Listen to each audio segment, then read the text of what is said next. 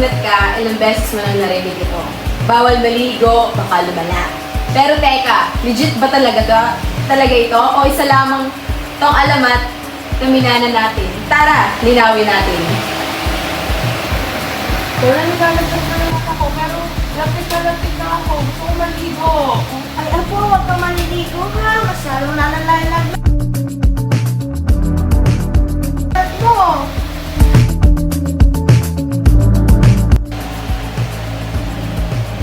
Lola, maligo po tayo mag-usap tungkol sa paliligo at lagnat.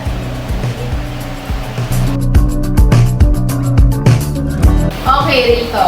Yung bawal maligo pag may lagnat, very common sa atin yan. Kasi nga naman, sabi nila baka pasukan ka ng lamig o baka lumala ang sakit. But here's the thing, hindi naman bawal maligo basta tama ang paraan. Kapag may lagnat, actually, a quick shower or warm sponge bath can help you feel better. Nakakatulong ito para bumaba ang body temperature at syempre para hindi ka lagkit o rain.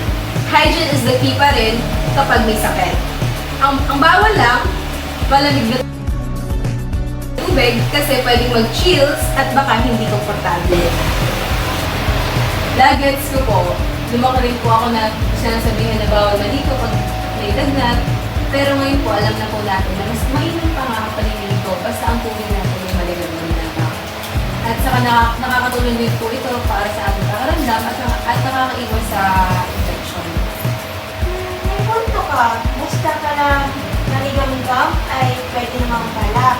Salamat, guys. Naman po. Kaya tandaan, maligo kung may lagnat, pwede. Basta iwasan ang malamig na tubig at siguradong ligtas at komportable. Panatilihin ang kalinisan, alamin ang tama, isang paalala mula sa ating mga future nurses ng Pilipinas. Share mo to, lalo na kay Lola!